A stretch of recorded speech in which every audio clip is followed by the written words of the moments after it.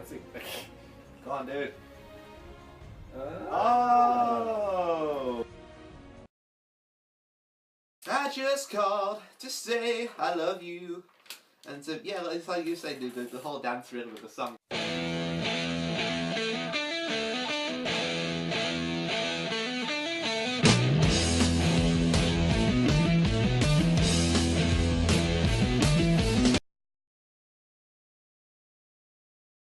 Hey, dudes and dudettes, what is going on? John Milton, I'm joined once again by my awesome hard rocking amigo, Travis Ward. Welcome to episode 10 of our classic song and Crypt album review series on YouTube. We have finally reached this magical double-figure milestone, haven't we, brother? Indeed. Hey. And to mark the occasion, we are reviewing an album today that made a bit of a change from the sort of music we may have been accustomed to by your album viewers. An album that people wouldn't be expecting us, because it's I guess it's an artist people wouldn't be expecting us to be covering. It's a genre of music like that could be seen as much more softer elements than a lot of the other stuff we covered. Could be seen as a guilty pleasure, but I don't see it as a guilty pleasure because everything I listen to is awesome. It was quite surprising. I was pleasantly surprised just at how much I actually enjoyed this album. Yeah, well, I was the one who gave the suggestion because I was like, well, this is a dynamic album. I also agree because like a lot of people know about this artist, you know, and you got to respect the music that he's done. Songs on this album. Whether you're a fan of the music or not. Or him. I mean, we should be a fan of the music, but I think some of the stuff about him is just bullshit. But I think some of the stuff is best taken there, like the substance as opposed to like what the other thing is. Yeah. Substance over style. Okay, yeah. It's good to look at the music rather than the individual. Definitely. Oasis, like a little bit less of you. Yeah. Liam and Noah, but this is about two guys. This is about one guy, and unfortunately he's no longer with us anymore. He sort of passed in 2009, and his name is, you know, he's infamous of any sort of isms. Jackson-isms. Everybody remembers where they were when he died. I remember where I was. So do I do. I was 15. I was downstairs, it was on the television, I was like, shit. And then I went to school and it was like... And everyone was already talking about it there, dude. Indeed. It's very, you know. Indeed. Reveal our brother. It's time to reveal this moment. The album we're reviewing, interesting that we're not reviewing its predecessor, which I guess we shouldn't... In this review, I guess I'll be making remarks back to the predecessor, released in 1982. Just sort of linking like the whole stylistic. I guess because people say this album's not as good because of that album. But I feel a lot of elements in this album are very reminiscent of Gorilla. And the whole intention of Bad was to like take what Gorilla did and expand it. And it's more, I guess it's more mechanic. It's a very well produced album. And dude, since I mentioned Gorilla and when we revealed, you know, who said who died in the morning, I think it's like we haven't yet revealed the artist, brother. I think most people can guess what it is, but we will be reviewing Michael Jackson's Bad, the special CD edition featuring Leave Me Alone track 11. Which was not available on the LP or the vinyl version of the album, dude. Because, like, I don't know. Because originally, the producer quit, because Michael wanted to, like, he had 60 songs recorded for the album. Between 50 and 60, I've seen different numbers. But, like the producer said he should narrow it down to, like, a sort of single 10-track LP set. I think they recorded about 30. I don't know. Like that. Because there's other tracks. Yeah, there's other tracks later. A bit like when I put this album on my computer, so I don't smile. Like, a whole lot of different songs, like whole 11. I think, you know, like Bad was reissued, there's some songs which I think were missed out and were put on. In 2012, dude. Bad 25. Yeah. Which contains like 3 discs, I think. It's quite a big set. It's got some songs which weren't on the original. So you're probably echoing the recorded about 30. And the recorded this was very unique, because like, a wooden stage was built to allow Michael Jackson to dance whilst he was recording. It was recorded because we on about my MJ's awesome dance video, Billie Jean video. Oh, especially Billie Jean, but a lot of his live. Dude, I'm not wearing a white glove. What's going on? I have some downstairs. I thought it was red. I thought it was black with diamonds. I thought it was supposed to be white, but it could be diamond encrusted. It's probably cubic zirconium. Although I don't know if MJ would be that cheap. Hey, cheap. His music's not cheap. No. The album cost me like £1. Off Amazon. But his music has sold quite a lot of copies, and that was like his whole intention, right, to sell a lot of copies. It's because Thriller is the biggest selling album of all time, and this was expected to Michael Jackson to sell 100 million copies. It sold between 30 and 45 million, but which is still incredible because that's about the 5th biggest selling. Sold over 65 million copies, dude, and the previous album, Off the Wall, which was 1979, Michael Jackson's first con on Epic Records, with his first collaboration with Quincy Jones too. I'd say that was about 25 million records. 20 million, dude. 20, Off the Wall 20, Thriller 65, making the biggest selling album of all time. Is that, you said it's like 29 times platinum American, dude? Thriller. Something like that, yeah. Thriller. Quite an extensive amount of copies. Indeed. It looks like the expectation for Bad, you know, to live up to those sales and also to live up to this quality of music was quite frightening. And that's why I think it was like some more music. Especially with a 5-year gap as well between his albums. Because Michael Jackson, he's got lengthy gaps between his albums, at least a 4-year minimum. It allows time for the artist to develop his art. Well, I guess I say at least a 4-year minimum. It's 3 years between. Tool, like 8 years. No, Tool are cool. At least Tool are very cool. Yeah, they have reasons for this prolonging. Which we didn't know until this year. Yeah, well, at least we know now. But off the wall for those 3 years. Then it's 5, 4, another 4, then like 6 or something. It was 4 after this between 971's Dangerous. But this is about bad. It's an bad. And it ain't actually that bad. People are saying it's bad, but I disagree. I mean, it was recorded between January and July 1970 at Westlake in Hollywood. In West Hollywood, California. Where I believe Crypt had been recorded too, like Studio A of that whole studio complex.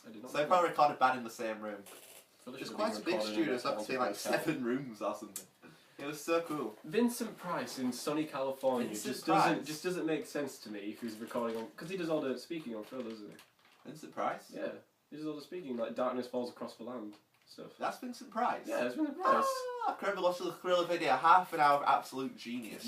And I mean, Bad's got the 18-minute short film Bad, which I think reinforces the song itself and the album, gives that image. Because a lot of critics do felt like Jackson like a more edgier image of that album. On the artwork, that's what he wears in the video. He wears that in the video because he goes out black and white, and cuts to the colour, and I think he's wearing that. And perm, dude. Oh yeah, cool for men to have perms. Also, it's also very cool to have perms. Bad also, I guess, revisited. I guess it must have been the year after, Even Worse by Weird Al Yankovic. Which was released in '88, I think. Because Weird Al Yankovic covered the song Bad and basically called it Fat. Most famous for songs. And even the artwork did Even Worse, very similar to Bad too. Yeah, that's what I was just saying. I think Lasagna's on the album as well. Lasagna. What song was that ripped off of? La Bamba. That's it. La Bamba. This album was also iconic because it was the first album to span 5 consecutive. I don't know if it is consecutive, but 5 consecutive singles. On the Billboard Hot 100 in America chart, which was Man in the Mirror, UK. Bad, Dirty Diana, I Just Can't Stop Loving You, and The Way You Make Me Feel. It was, dude. It was the first single, The Way You Make Me Feel, Bad. I Just Can't Stop Loving You, Man in the Mirror, and Dirty Diana. Because Smooth Criminal went to 7 in the charts, and they had 10 singles from this album. 10 out of 11 tracks released, probably typical for a pop album. Ridiculous, because I mean... But dude, MJ is the king of pop. Indeed, he is the king of pop. I mean, this album is about 9 times platinum in the US, 13 times in the UK, and that's because of the different statistics of people in the country, which adds up to the different amount of records sold. I think there's like 2 songs do single-wise, like one charts number 3 in the UK and one chart number 1 in the US. Probably one of those 5 consecutive singles that reached number 1 and Billboard. Leave Me Alone didn't go to number 1 in the US. It was in the top 20, I think, but it went to number 1 in both UK. And it's a standout song from this album. Indeed. It's probably my favourite from the album, I'd say. There's a lot of personality on this album, dude. And I'd agree, Leave Me Alone is definitely up there. Along with 3 other songs I enjoy. 3. Okay, go on then. I just Can't Stop Loving You, Another Part of Me. Okay, if I had to pick another 3, I'd probably pick Dirty Diana and The Way You Make Me Feel. That's cool, dude. And there's a lot of more like... Because like with Thriller, dude, this is my turn to look back to Thriller. Like the more hard rock tendencies have first been embraced now, haven't they? There's a lot of elements that which could be features Eddie Van Halen. Indeed. There's a lot of elements that could be seen. This, I know you're a huge fan of Van Halen. Who? Andy. Oh right, yeah. Hi Andy. There's probably see a lot of elements that he took from Thriller and then enhanced them. Beat It and Death Diner. One features Eddie Van Halen. This one features Stevens from Billy Idol.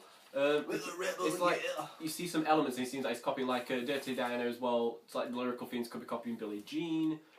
I don't know, but this whole focus lyrically, dude, MJ's album is paranoia. Paranoia, like Leave Me Alone, especially the Thriller, because basically the media been like spreading all these lies and all this fake stories about him. There were stories such as well, I guess that's what Leave Me Alone's all about. I'll touch about it when we go to Leave Me Alone. I'll touch that up then. But it was listed as 202 in 2003 in Rolling Stone's top 500 list. I guess that's incredible when you've got 500 albums. Because Thriller's obviously in the top 100 at least. It must be. And this album's actually like I don't know, dude. I don't know.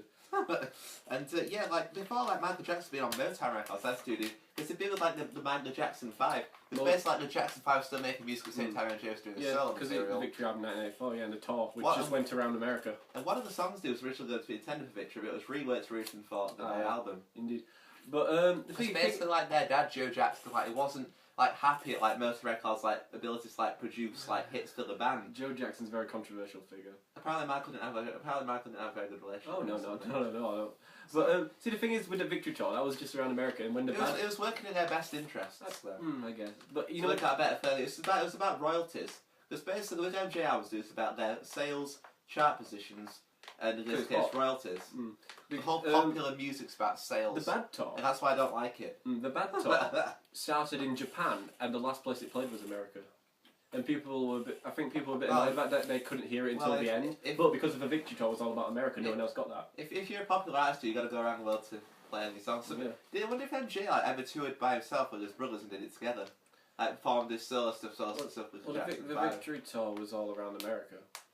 But I don't know what they did after that. I don't think they regrouped until a couple of nights at Madison Square Garden in 2001. But his brother Jermaine, who stayed on Motown, it was replaced by Randy Jackson. Yeah.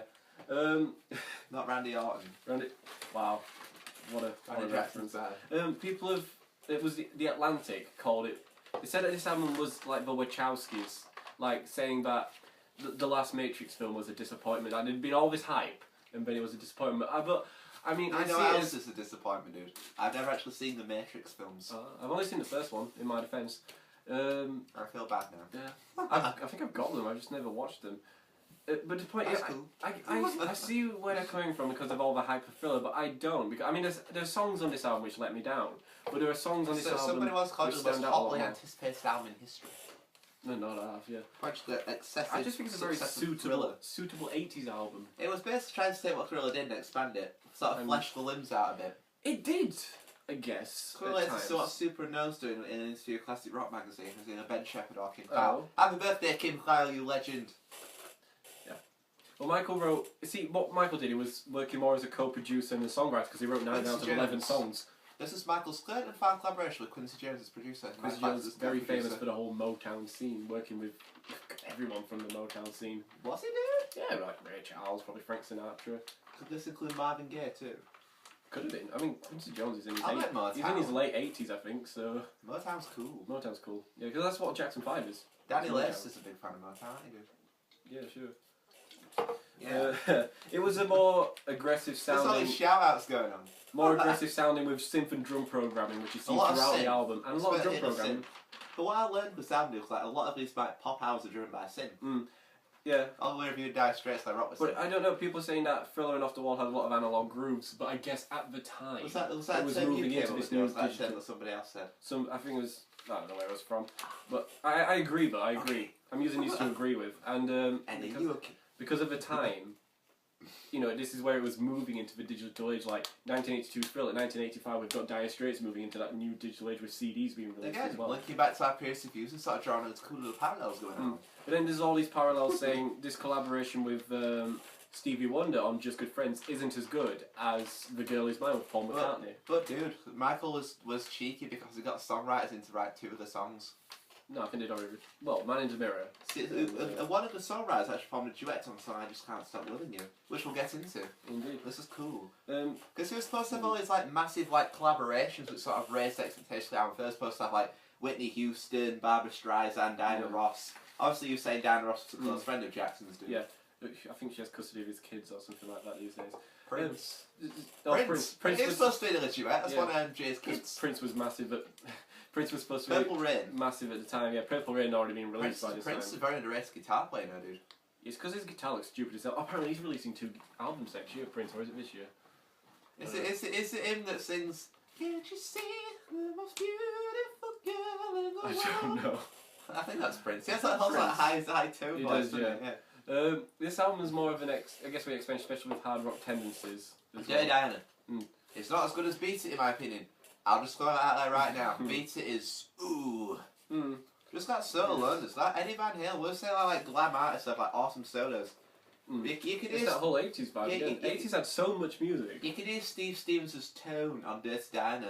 Yeah. But we'll get into Billy this. I just feel it goes anywhere. I guess people are saying that, like there was 10 singles. People are saying, well, how many singles are played today? Does this album stand out much? Because I mean, Smooth Criminal and Bad. I was trying to name all these. I was saying Smooth Criminal and Bad are definitely ones that are still played today. I'd say Smooth Criminal has certainly become much more popular just the fact that Alien Ant Farm covered it, and it was more guitar prominent than the original MJ. From that like new metal era when it was 2001. Yeah, from Anthology. Good album. Good album. Ant Farm really embraced new metal. But just like a version of I Am Now, this cheesy alternative rock that emerged. Nearly Offspring, 2001, you bad now. Do you guess you could associate them with jerky ska punk bands? Yeah, ska punk. Yeah, like Less Than Jake and Real Big Fish. Oh yeah. Less Than Jake, another one. Yeah, all my best friends are metalheads. It's like they all have that one album.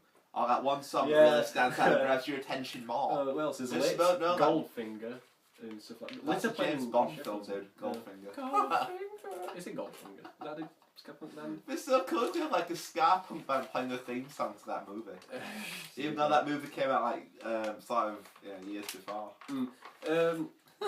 LA Times in 1987 said that this was a fair to strong array of soul and rock blends. Would you agree with that? The expectation rate was like too high, and a lot of people didn't rate the songs highly enough because like. I guess there's two songs with more soul, more funk than soul. Just because it didn't sell as well as Thriller. Although anything sell as well as Thriller. Thriller's the biggest selling album of all time. Another aspect of the mechanical stuff. Yeah, a lot more dance, funk, and soul-oriented music, like you're saying. Soul in 2 songs. Well, no, 3 I guess. Yeah, 3 songs with soul. But I guess the mechanical is the multi-layered background vocals because all vocals, mechanical, yeah, mechanical engineering and stuff. Okay, I'd say it's actually good pop. No, it just means like well produced and stuff like that. Oh, okay. No, I just mean like with the vocals. Why do you just say well produced then, dude? Because it's all fun. But also because mechanical is putting all these different voices together. Because all the background stuff, all the vocals, is all Michael's, except for Man in the Mirror. Yeah, you hear him harmonise with himself. Yeah. And his vocals certainly like stand out a lot more in the chorus. So it gives the idea if he's overdoing it or not with all these vocals. That could be up for a debate. Indeed. And I personally don't feel it does. But we'll get into I mean, we have songs like Liberian Girls got that tropical atmosphere, so there's like it adds diversity to the album. R&B. And that's the whole great incorporation of different sounds. That's what makes this album a lot more dynamic as well. Because I don't think Thriller has that many elements either. Because all the songs like sort of stood out. It's like Thriller's like What's the Story? It's like definitely maybe. Oh, that could be debated on Wednesday night. Don't say Thriller is What's the Story. Thriller is a good album. What's the Story is not an album of my. MJ's music is hell of a lot different than Oasis's. It's much more centred on dance and selling lots of copies. Yeah. Although no, Gallagher wants to do commercial success, but Oasis are a lot heavier than Michael Jackson's music. It can be seen as Michael Jackson didn't even play the guitar. He let Eddie Van Halen and Steve Stevens do it. Okay. Well, yeah, and we've only mentioned Quincy Jones and Michael Jackson because there's so many people which go onto a Michael Jackson record. I was surprised all his personnel and all his instruments. Like credits at the end just going up with all the names. Bill Betrayal on drums, dude. No relation to what's that dude that produced Tool's Edinburgh and Lateral's albums? David Betrayal. I guess what I can say about this album is some fair to match against Thriller. There's some good songs. There's some songs which don't stand out as much to me. It's well produced. It's brilliantly produced album. It sounds. The music sounds good. It's an eccentric dance record. That's the thing, dude. All music is opinionated. You like some albums. You don't like other albums. Bad is bad. That's just the way it is. Badass. Bad is this is badass. The whole MJ leather jacket perm shtick. I guess he's got like a different image for each album. The Thriller is more like this whole gentle, like the white sort of suit. And all that I guess Thriller just has that whole horror theme around it with Thriller itself, with the red jacket. Which was the second single to release during the album, wasn't it? Indeed, it went to #1. In the UK and US Billboard 100.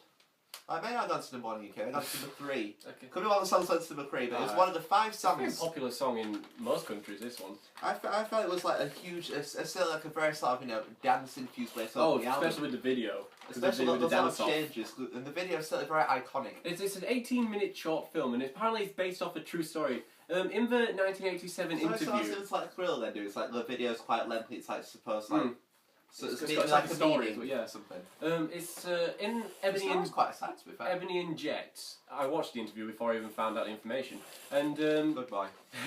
and that was I just wanted to find some stuff from 1987 to see what he had to say about the album. And I just wrote down the literature. Apparently, it's about a boy in America who'd gone to school to try and make something of himself in New York. From the ghetto. Emerged from the ghetto, like Michael was this young black kid, so he was trying to appeal to him. Racism, as well. No, I'm just saying that's what it's that racial division. Yes, especially in the ghetto. A lot of discrimination. And it's still there today, isn't it, with Ferguson and all that. The St. Louis, Missouri situation. Whatever. American cops shoot black kids a lot. That's what I'm on about. White American cops shoot unarmed black kids. 93 as well. Yeah. That like racism with the police department. And carry on, Maestro. I was enjoying your riveting tale. And apparently the kid had gone to make something of himself. He'd returned back, and his friends didn't like the way he'd changed, and apparently the guy can't stand their mannerisms, and so because of jealousy, they killed him. So basically, do he become like much more of like an eccentric and intelligent individual, whereas they're still like sort of like living in the gutter, which is incorporated into the video because Michael's come back from school. He goes to see his mother first. She's not in. He sees his friends. And that's also discrimination because even though someone might change, you still gotta look. It's because apparently that's horrible. He's not able to stand their mannerisms, and so he's going to mug this old guy, and then he refrains. I feel like that sometimes. And then he pans to the colour, and they have the dance off, but he doesn't die in this. He just like shake hands. It's the video. The short film is directed by Martin Scorsese.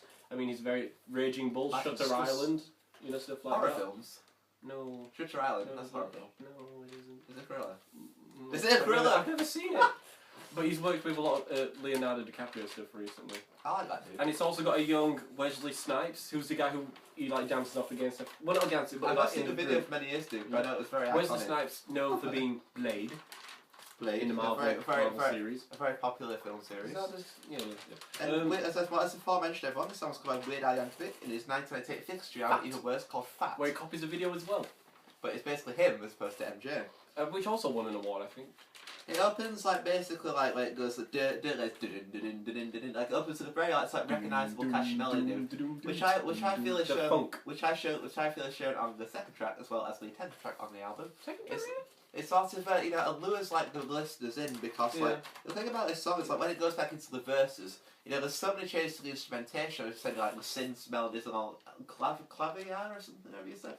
A synclavier. A synclavier, and the whole verse rhythm changes. It's got the best, but the chorus is fairly consistent. It's got the best opening. It helps to lyrics ever. Keep it together. Your butt is mine. What a way to start an album.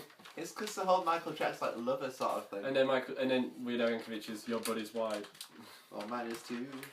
And so I say it kicks off with this dancing techno edge, very 80s funk, electro dance. Funk guitar like a Red Hot Chili Peppers sort of John Frusciante. I can actually feel the Red Hot Chili Peppers do, but I don't think there's that many elements of rock in here. It's saying soul funk and disco. Yeah, it's got the multiple Jackson vocals in the chorus.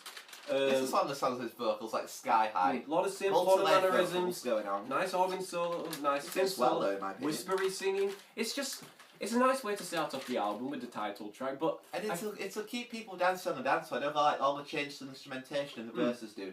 But then it's like everybody would be ready to go and just sing the whole "I'm bad, you're bad, really, really bad" in the whole chorus. It's catchy, memorable stuff. But to me, groovy. The video helps reinvigorate this song. I don't think it would be as popular without the video because it doesn't stand out to me as a song. I do. I mean, because it's the title track, it stands out. But I feel a lot of people would enjoy the song upon their first listen to this album growing this track. Oh yeah, because it's catchy as hell. One of my more favourite tracks on the album. Definitely one of my favourites. It's very catchy as hell. It kicks in more. More. I feel it's more calmer than bad because Grant that many changes when it gets back into the verses. drums help kick this song in. This song's a rhythm and blues song. It's rhythm and blues R&B. Just gets that away. Yes. It's like the myth of the ages. What does R&B actually say? It's rhythm and blues. Thank you, dude. I'm glad you put the right on, bro.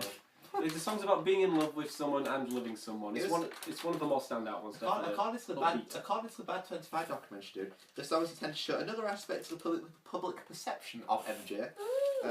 Along with his reputation as a lover, on I Just Can't Stop Loving You, Streetwise I'm Bad. This song was intended to show him as a flirt or the ability for him to pick up girls. That would be undeniable for Michael Jackson. But like, I think the whole like first line of Bad Smile around for episodes represents. Oh, I guess, yeah. So Chris Goods have no fear. Let them know how you feel. Just come what may. Tip of the day. And whatever may sound sour. Right. And so yeah, you get the drums kicking, and the drums I found are quite dynamic on this album. Like maybe not in the softer said the drums stood out. I thought they were quite loud on this album. In the right ear. That's something I learned from this album, like the whole like synth driving is what gives you. I know, never realised how much synth was driving. But I guess it shows in like when he's moving into Dangerous, the 1991 follow-up. And dude, there's a lot of Jacksonisms into like. Yeah, a lot more mannerisms in this album. Ow! Not this album, this track. I'm not doing that out of disrespect, by the way. I'm just doing it to emphasise my what points. He says, yeah. Shamon. Shamon. I said it's more catchy than Bad.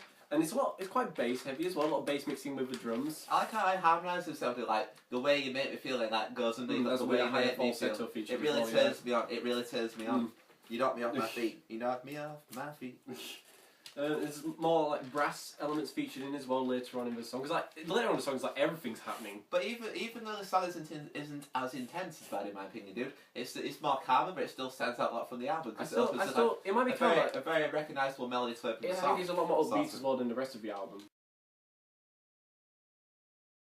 You said didn't really stand out as much. No, I agreed with what was said that between tracks 3 and 6. It's just not that immediacy to like capture attention much for the first two tracks. I feel like tracks 3 and 6 just don't. 3 to 6 don't stand out as much. I mean, Speed Demon. The best thing about Speed Demon to me is just when he says speed in the chorus. It's just a bass. It's a bass-heavy song and it's slap bass. It just sounds awesome to my ears. It was written because Michael got a parking ticket on one of the studio, which made him late. Yeah, and so Jones just basically about driving fast. So it's probably like pure emotion. I imagine Michael would feel around. Because there's a lot of I mean, it starts off with cars, and then when does a prominent motorcycle, Motley Crue, when Glam, Billy Idol, Steve Girls.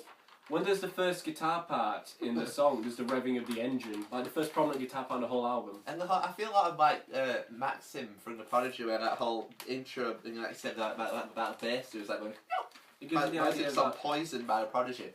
I got the poison. Oh yeah, true. Because the idea that this song could be a filler track because it's... And this is Jackson's vocals do sound more aggressive to match the intense nature of the song. We got a parking ticket, the speeding, about driving faster, like you said. But again, like I feel like the song doesn't, like I said, grab you the same attention as Bad, and I just can't stop loving you. Sorry, the way you make me feel. So with this song, it's just bit of filler.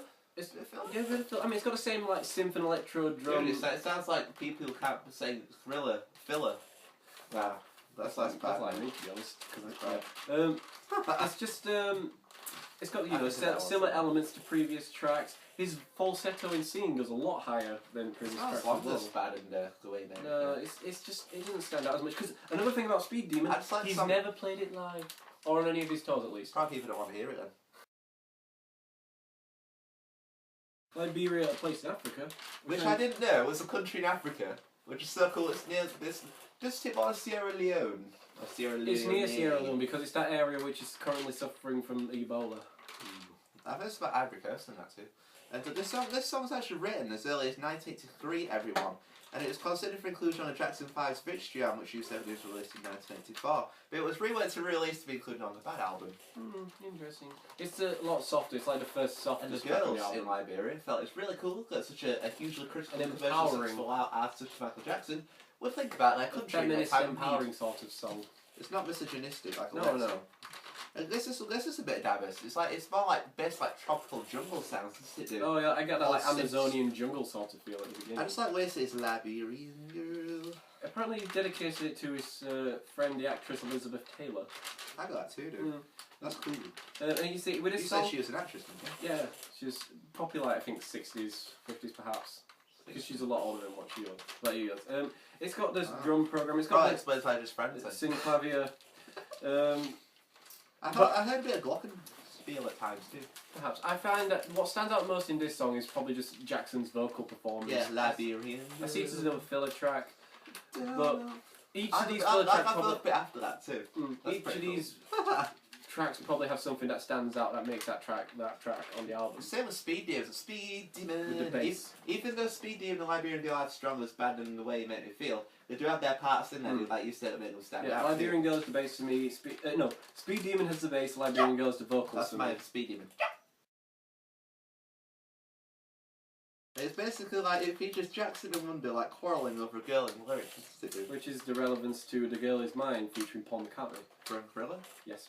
Oh, that's cool. Because that song's sort of dude, Jackson did have some parallels between Bad and Thriller in parts. With the music and the whole themes of some of the songs. He made some more songs as well together, Paul McCartney. I feel the opening melodies listed sounds like the song Give It Up by Kirsty and the Sunshine Band. They're around at this time, aren't they? I remember doing a certain edited version, so that was a couple of friends back when I went. But this is funny. Okay. I mean, this song's so Stevie's vocals at times do sound like MJ's. Yeah, I swear he does a Jackson at times too. No, I don't. No, that's Michael Jackson. That's all Michael Jackson. Didn't you say like Steve Wonder once you can't hear like a pretty deep voice? So it's like blew you up. I thought his voice was not deep, but I thought it was a lot deeper than what it is in his song. Like if you listen to Superstition, no, not Barry White. They're both black. No racism intended. Wow.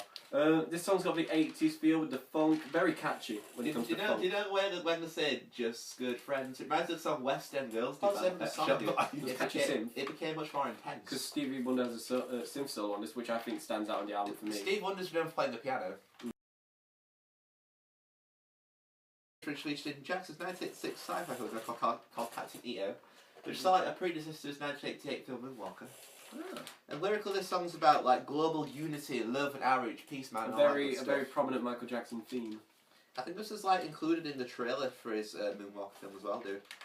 And apparently, this song was meant to be included on this album. Like there's supposed to be another song like included Streetwalker. Yeah, but that was included to the special edition of like Bad 25. It's like his manager or something danced to it. Yeah, and he was like, further on that wooden stage saying, that was later featured on the Bad reissue. Bad 25 was it? 2012. And it was a very, sort of cinematically a bit like what Bad did. But as you said, it was one of those songs that didn't really stand out to you as much. I say it's not appealing at all. It's got very catchy old dance rhythms funk, in there, it's cool. 80s funk, the dance as well. 80s dance funk. There is more prominent guitar. Not sure did it in the 80s, but it's more funk rock. The guitar is seen with all the similar instruments that have been playing throughout as well. So like there's been I just like the way like vocally MJ says you're just another part of me. It's one of the most well-known songs of this album, even though initially it didn't perform very well commercially. It charts like number 21 in the UK charts upon its initial release. But like you said, upon its re-release, reached number 2.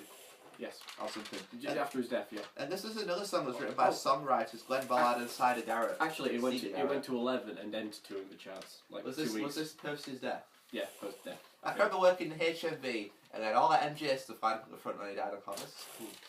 Good tribute. And no, it's not. Then this it was one of Jackson's most critically acclaimed songs. Was nominated for Record of the Year at the 1988 Grammy Awards. It features the Andre Crouch Choir. And you can still hear it in the later part, like the whole choir. It really has like full of sound. It really gives it like an extra depth to the sound. Gospel sort of feel to it. The Winians, an American gospel quartet from Chicago. The song's about looking at itself and you can only make a difference, like a John Lennon, I guess, sort of approach. Imagine. It's a bit like self-improvement, something that I can sort of take a look at yourself and make a change. Yeah, let's make a change. If you want to make the world a better place, that's just before that. But it feels like it feels a bit like somber, in the beginning bit, It's a lot softer, yeah. But then in the chorus it really perks when you start singing, take a look at the man. Especially later on when the choir comes in, it builds it all up. It's like it starts off slow, becomes more intense. It's more relaxing. It's a lot more of the other songs of this album too. It's a lot more relaxing and enjoyable for people to just sit back and listen to. Until the chorus kicks in. They get to start singing along. No, it's still like relaxing. I mean, it's also got like clicking and clapping at the beginning as well. Yeah, got it. With the little keys which are playing on. MJ does some parts like got it, this ring, whatever it is. But the choir, like you said, will really just drive it on home. Which featured a duet with one of the professional songwriters who's Cedar Garrett. This originally, Whitney Houston or Diana Ross or Barbra Streisand was supposed to feature on this song, but not as all of them declined, and so as a last minute result, we got Cedar Garrett. Who had written Man in the Mirror and didn't know she was going to be recording until the day she went into the studio. And thought she was going to be doing overdubs of Man in the Mirror, and then Quincy Jones said, "No, Cedar, you'll be singing along with duet and MJ today, so I just can't stop loving you." Still surprised that so many of those people turned it down. Because 9 out of 11 songs I had written by MJ. No, I just mean like because it's Michael Jackson who's bigger this time, and he does know all these people. These not better for their notoriety. These were 3 of the biggest female solo singers of the time as well. So could have worked. It's about Prince. We say Prince was pretty high at this time. Yeah, Purple Rain had already been released. I thought Purple Rain was always 91 for some reason. No, I thought Purple Rain was already. I'm probably thinking it Smells Like Teen Spirit. Oh, wrong. Yeah. I just can't stop this. You said this is cheesy. Yeah, I think the lyrical themes are very cheesy. It's not to my taste. It's not like why worry. And don't worry, I'm not gonna faint this time. Don't worry. You didn't faint. It was me. I know, but I'll not be fainting. I wasn't fainting. I just like gave up. I'm sure you did. This was her first hit since 1984. Forever. Don't Look Any Further, featuring Dennis Edwards. Which of you the said Temptations. was a prominent Motown. The Temptations were prominent. Temptation. This song's very pop, rhythm and blues. It opens with like Jackson like whispering some very sweet words to his lover. Mm. And like I feel the whole like chorus is very similar to Man in the Mirror. It's sort of it's that it's similar a lot vocal softer, tone. yeah. And it's a good follow up to Man in the Mirror on the album. I feel like the whole lyric things are quite beautiful by contrast. And I think Michael's an absolute sweetheart, bless him. Terrible. It's more of a hard rock song to do. Like it's the first song I haven't really embraced that more hard rock song. It features Billy Idol's guitar player Steve Stevens. Indeed. You can still hear his tone in that song. Yeah, just a word. It's not about Diana Ross. It's not about Princess Diana. It's about misogyny. Misogyny. Well, suspected about something misogyny. that feminists protest against. Yeah, it's a hatred towards women. About like a sexual predator or something. No, but that's not misogyny. Yeah, but that's the whole thing is about. But no, yeah. It basically it's like Billie Jean. It's like atmospheric style, and they can hear like Steve Stevens' guitar tone. But the one gripe I have with this song is it doesn't really go nowhere. It's not like beat it as like an awesome killer solo. It's just like it's just basically like Steve Stevens like repeats his guitar lines and the whole atmosphere part is repeated. It's fairly simple. It's just song. another hard rock, heavy metal element. Even when the guitar kicks in, it's just like meh. It feels a bit weak. I say it starts off quite dark. Even though Dirty Diana was a big single, I just don't feel it stands out that much in my opinion. I think it starts off quite dark, like that sort of the whole atmosphere, that sort of thriller aspect when it starts, and it's got that Cheers. It doesn't feature Vincent Price. No. And it's not actually a live song. It's got Cheers. The music videos live though. In person. Oh, I think I've seen the video. Yeah. Flex it. Why is people thinking, what are you doing? It's just what I've got here. It's just a standout guitar track which isn't seen in the rest of the album. It's more dramatic. It's quite powerful with his vocals. And there's also the use of strings in the later half, which I haven't seen. I agree. I think it's good. It's very good vocal work, this one. Especially saying Dirty Diana, I probably have to agree with you. It's a lot, on that point there, dude. It's like, I don't know, there's a lot more emotion, I guess, around his vocals with the force he's bringing. Yeah, there's still a lot more like aggressive parts in it that you certainly might hear at times. But as I say, it's just not. Do you feel it really stands out, dude? Like the terms like the guitar or the vocals. If you're gonna compare it to Beat It, I guess not. And I guess the guitar is pretty consistent throughout the first half of the song. Yeah, and the vocals too. It sort of repeats itself a lot. The lyrical matter of the song is pretty similar. To be like, it deals with a woman named Annie who is attacked in her apartment by a smooth assailant. Because the song was originally going to be called Smooth Assailant, but Quincy Jones said nah, and I agree. Smooth Criminal sounds way better. I think like bad. I think like Smooth Assailant or Smooth Criminal was like considered like it's like the name for the album is supposed to like bad. I agree. Bad is definitely better. Charted at 7 in the chart, so it was like that breakaway now from the consecutive in the US. Oh, that's really cool. It was originally written in 1985 and recorded. Demoed in 1986. And the thing about, the popular... So it's always going to be included on Bad. It was a working thing. Bad, yeah, because 1986 post thing about Annie, Are You Okay? What the song is most famously known for. There's this part of CPR training when they're like checking if they're breathing and stuff, saying Annie, Are You Okay? Which I never knew. Apparently, like, we're supposed to like say the patient's name, but like Annie's like Annie's a generic term. Yeah. It's like any dude's got that situation. Like, what you call me Annie for? Oh, it's responsive. It's okay. Okay. Because Jackson once took the CPR course, didn't he? I said it's one of the more standout tracks. Does CPR include the Heimlich maneuver? Heimlich maneuver. No. I said it's one of the more. We're talking about music. It's one of the more standout tracks, definitely. But I don't think. I don't think it's one of the. It's not something that should have closed the album. It's a good thing that we've got Leave It Alone. I stands out. I feel like Dirty Diana. It's a well-known song, but I feel like Black Sabbath really stand out more. I don't know what would have been more appropriate if it didn't have Leave Me Alone. I mean, Dirty Diana, it's got that dramatic feel to it, but because it's like it's an individual song, it's not seen throughout the whole album. Like, Leave Me Alone reinvigorates that I way feel you like make me an feel. unfound version of this song. Oh, I agree, I do prefer. I don't know why it's like. But I heard it first. Yeah, but this song, it's like tracks 1 and 2, it has like an instantly recognisable like. I don't know what to call it because I can't say riffs, it's not rock music. Melody, beats, rhythm. I'd say it's one of the more heavier ones, just because it's, I guess, with its theme and with its edge to it, not like the music. And it's different with like the vocals as well. It's, like, Michael says, Annie, are you okay, quite quickly. He also has that whispering singing in the song as well. It's more of a vocal focused song, as I said. There's less music impact throughout it. There's a little bit of guitar, a little bit of synclaver, a bit of a guitar and bass. It's got higher vocals saying Annie, are you okay in the chorus. It's because that guitar becomes more prominent in the Alien Ant Farm cover. And we're saying this is one of our most favourite songs. Now I can go back to the video and the whole thing. So, Leave Me Alone is the paranoid song associated with Michael Jackson throughout his career, especially in the 21st century. Not Black Sabbath then, dude. Yeah, no. Paranoia, not paranoid. Alright, yeah. And so, this is where Wacko Jacko comes from, because they were all... I actually know this far. What's that? A couple of years after Thriller, the tabloid started writing all these fake stories about him, about how he'd bought John something Merrick, the Elephant Man's bones, even though he'd visited it a few times at the Natural History Museum in London. That's so cool, dude. And because basically after Thriller's monumental success, obviously, if like people become popular and notorious, people are going to start spreading like lies. There was also about you. The rumours that he had cosmetic but don't listen to them. That's nice to everyone. Don't listen to the crap that people say because they're all wrong. Cosmetic surgery, because I think he'd broken his nose, because I think that Did Quincy you say Jones... Quincy Jones going to shoot I him? think so, because it's well known that he had nose surgery. I was glad his nose was a bit more straight. I mean, he's also been set on fire during a Pepsi commercial. That's a different story. What? Really? Yeah, Michael Jackson, he got set on fire. Was this intentional? No, accidental.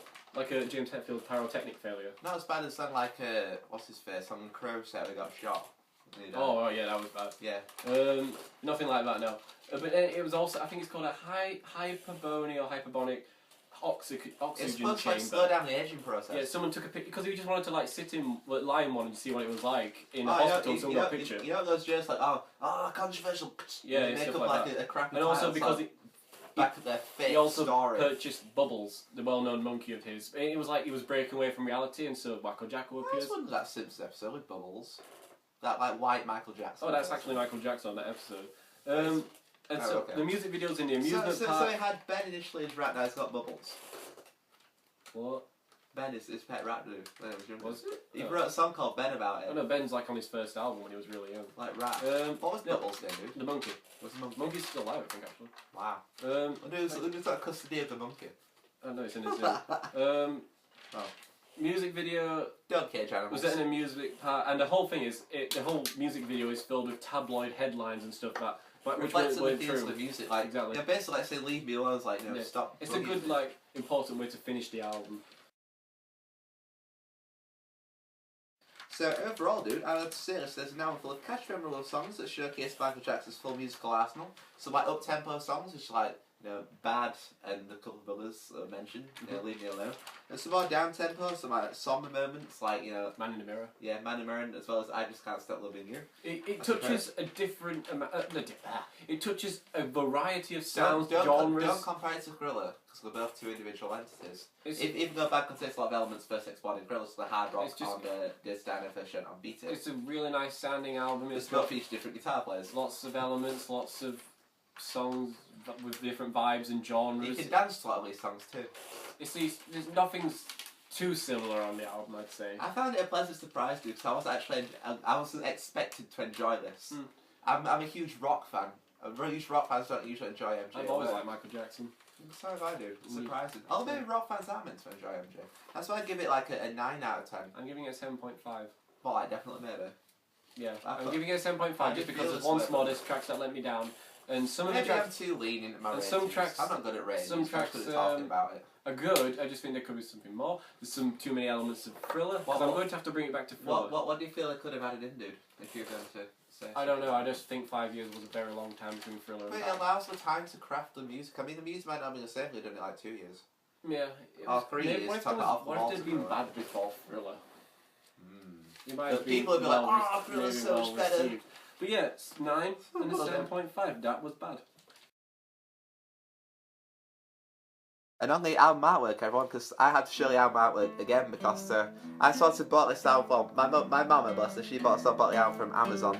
And on the front of the album it sees, I love that song you're playing, dude. It features Michael Jackson in his more like edgy attire, which the critics known for this album, well, like bad like graffiti spray paint. I guess that's close with the whole like, you know, like more stripped down badass nature of what Michael Jackson was going for with the themes. Like, I bet we'll see him jumping around on the track listing, more like showing like a showcase, like energetic nature of the dude. So you see it's a special edition which features Leave Me Alone.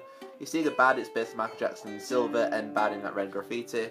You see pictures of several single covers, just like, you know, I Just Can't Stop Loving You, whatever it is. And then we take the artwork out of the booklet.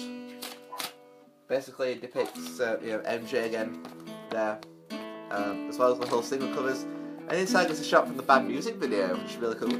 And some lyrics to that song. And, you know, it's basically like it's filled with lyrics, you know, like your way you make it feel.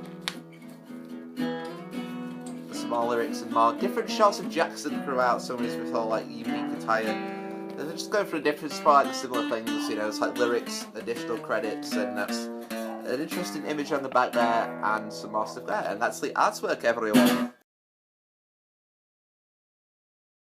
And here we go once again, dear students. So it's awesome episode 10 spectacular. Pick out of the hat. Which album we should be reviewing for episode 11 next week, brother? This is your turn to pick out. We're finally into the double figures of this awesome, epic, year-long series. Legs 11.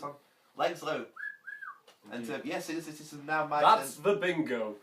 My turn now to pick over the album. Indeed. What's it going to be for week 11, dude? Who knows?